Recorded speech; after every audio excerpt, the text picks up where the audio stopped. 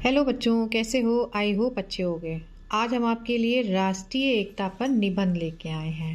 आपके लिए बहुत बड़ी प्रॉब्लम रहती है ना निबंध लिखना कैसे लिखें।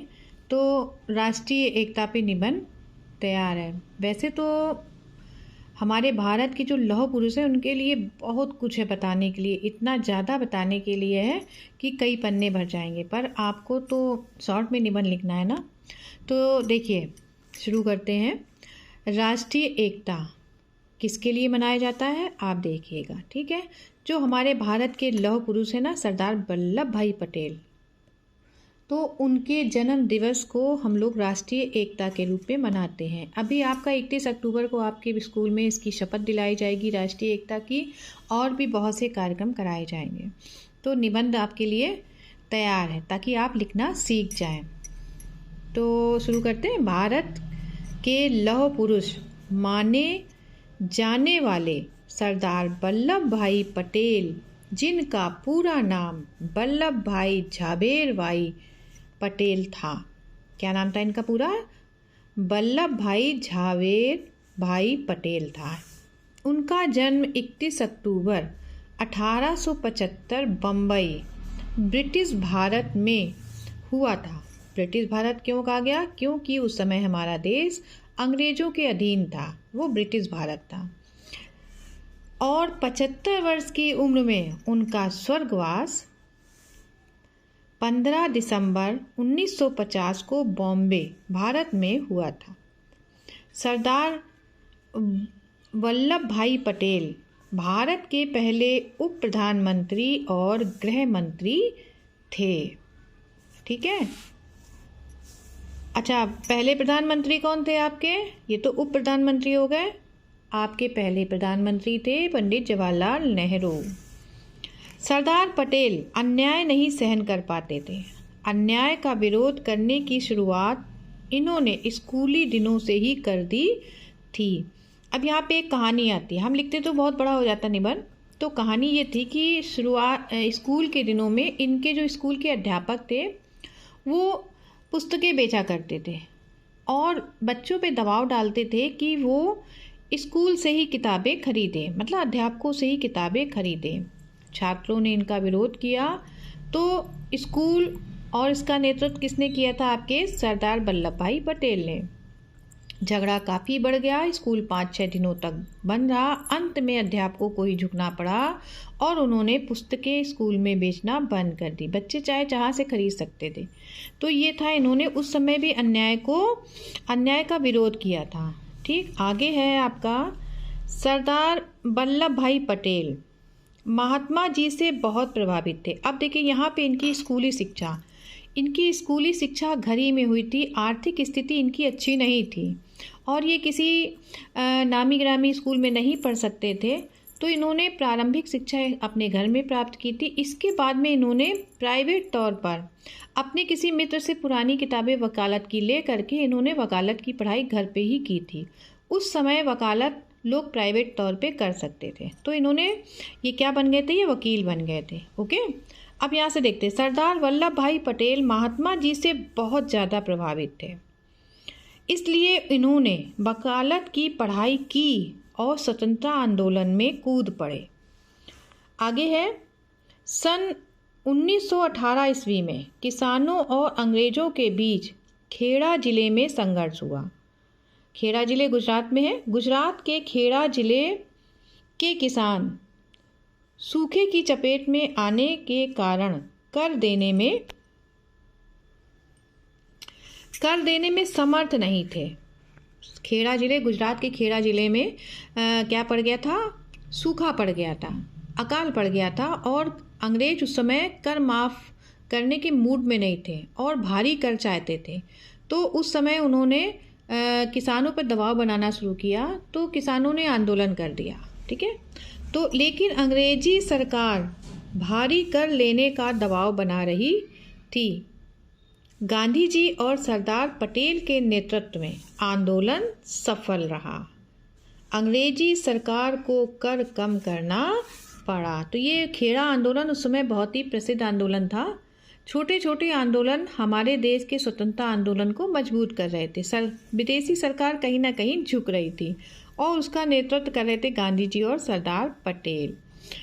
गांधी जी सरदार पटेल की बुद्धिमत्ता से और दूरदर्शिता से बहुत प्रभावित थे। इसीलिए उन्होंने खेड़ा जो जिला था, वहाँ जब ये आंदोलन किसानों का शुरू हुआ तो उन्होंने अपनी व्यस्तता के कारण और पटेल जी पर विश्वास के कारण उन्होंने खेड़ा जिले का जो नेतृत्व था वो सरदार पटेल जी को सौंप दिया था।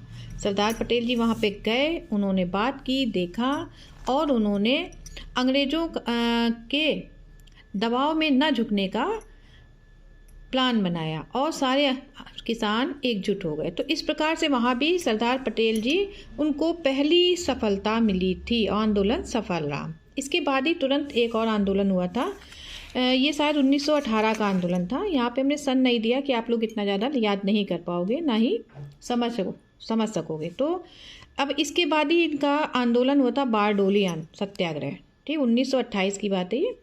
तो बारडोली सत्याग्रह का नेतृत्व सरदार पटेल ने किया, जहां किसानों पर 30% तक अधिक कर वसूली का दबाव डाला गया, परंतु यहाँ भी अंग्रेजी शासन को ही झुकना पड़ा। बारडोली सत्याग्रह के सफल होने के बाद वहाँ की महिलाओं ने इनको सरदार की उपाधि दी। ये बारडोली आंदोलन में तो बहुत ही अच्छी घटना है, फिर कभी आप लोगों को सुनाएंगे। आगे देखते हैं निबंध में। आज़ादी के बाद भारत में हमारा देश आज़ाद हो गया था 15 अगस्त 1947 को। उस समय हमारे देश में क्या स्थिति थी? आज़ादी के बाद भारत में 562 देसी रियासतें थीं जो भारत संघ में शामिल नहीं होना चाहती थी। और ये हमारे देश का जानते हो 40% हिस्सा था जो हमारे देश में शामिल नहीं होना चाहता, मतलब भारत संघ में छोटी छोटी रियासतें थी जो भारत संघ में शामिल नहीं होना चाहती थी। परंतु सरदार पटेल की सूझबूझ और दूरदर्शिता के कारण सिर्फ 3 रियासतों जम्मू कश्मीर, जूनागढ़ और हैदराबाद को छोड़कर सभी रियासतें भारत संघ में शामिल हो गईं। लेकिन बाद में इनकी चतुराई से उन तीनों रियासतों ने भी भारत में शामिल होना स्वीकार कर लिया। जम्मू कश्मीर के जो था राजा थे वो शामिल नहीं होना चाहते थे, ठीक, लेकिन वो भी अपने उनके साथ भी कुछ ऐसा हुआ कि वो उनको यहाँ पे शामिल होना पड़ा। ये सब इनकी बहुत ही कहानियाँ हैं, बहुत बड़ी बड़ी कहानियाँ हैं। तो आप बस इतना थोड़ा शॉर्ट में याद करिए कि ये बहुत ही कठिन काम थे इन रियासतों को भारत संघ में शामिल करना, जिसको हमारे सरदार पटेल जी ने अपनी सूझबूझ और बुद्धिमत्ता से शामिल किया। बहुत बड़ा काम था ये उस समय, लेकिन सिर्फ इन्हीं की वजह से और इसी के बाद से इनको देखिए आगे देखते हैं। भारत के प्रति उनकी आस्था, किनकी? सरदार पटेल जी की। भारत के प्रति उनकी आस्था और राष्ट्रीय एकता के प्रति उनकी प्रतिबद्धता संपूर्ण और अडिग थी, इसलिए उन्हें भारत का लौह पुरुष कहा जाता था। ठीक है, इसलिए उनको क्या कहा जाता था? भारत का लौह पुरुष कहा जाता था।